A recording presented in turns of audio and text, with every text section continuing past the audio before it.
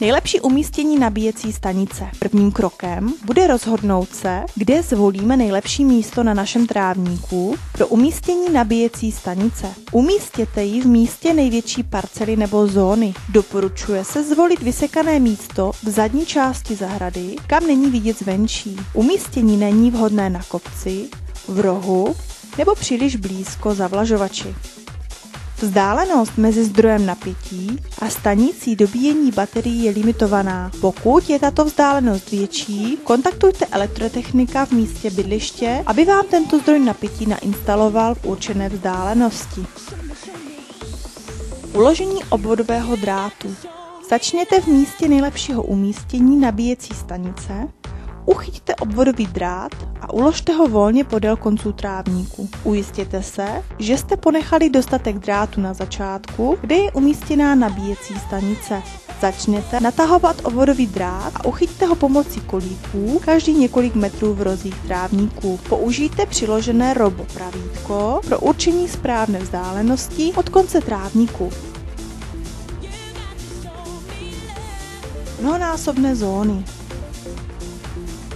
Abyste zajistili efektivní provoz sekačky Robomove, je možné, že budete muset nastavit více než jednu zónu na ploše celého vašeho trávníku. Nastavení 2 nebo dokonce i 3 zón nemá vliv na efektivitu provozu sekačky.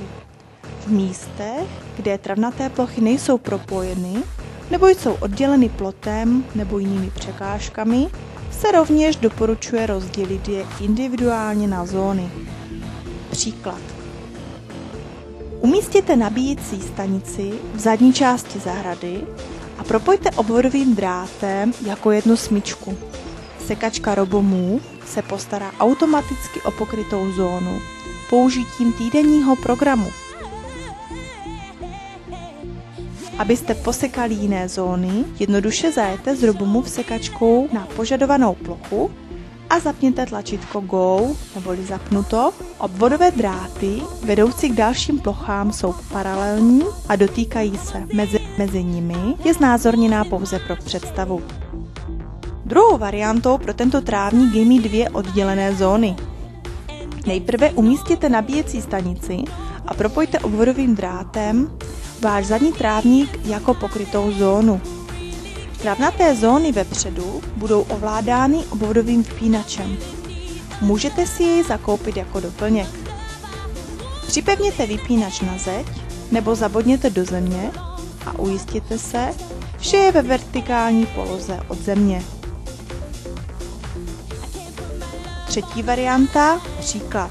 Pokud mezi zadní a přední části travnaté plochy není žádná fyzická překážka a trasa je dostatečně široká pro volný pohyb sekačky Robomove, mezi nimi přední plocha může být zahrnutá do pokryté zóny. Celá tato pokrytá zóna bude pak automaticky sekaná v denním a časovém pracovním plánu. Zóna B bude sekaná zvlášť a obvodový drát bude aktivován obvodovým vypínačem. Nastavení týdenního programu.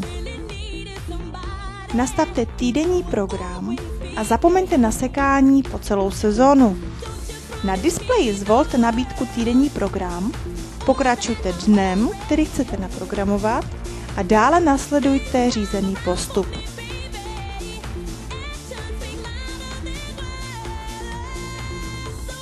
Poté, co nastavíte týdenní program, bude potřeba nastavit také aktuální datum a čas. Provoz. Vaše sekačka Robomove RL1000 bude vyjíždět z nabíjecí stanice v dnech a časech, které jste naplánovali.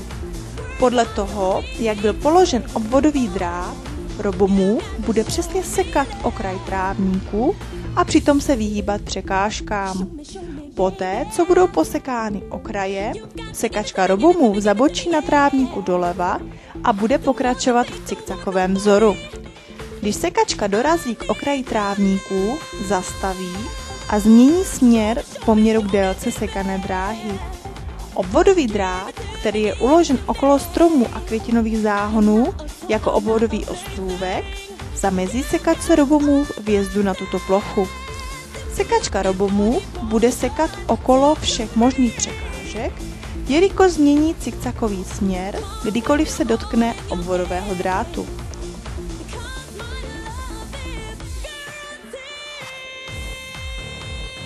Pevné předměty budou detekovány pomocí nárazníků, nemusí být umístění do obvodových ostrůvků. Sekačka RoboMove bude pokračovat ve vytváření cikcakového vzoru v jiném směru až do konce nastaveného času. Dobře vypadajícího trávníku je dosaženo častým používáním sekačky RoboMove. Ruční ovládání.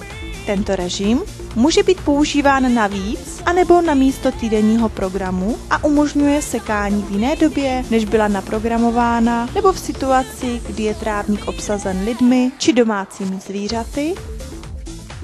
Zmáčkněte tlačítko Go, abyste posekali okraje a vnitřní plochu vašeho trávníku, nebo zmáčkněte tlačítko Go dvakrát, proto abyste posekali pouze vnitřní plochu trávníku.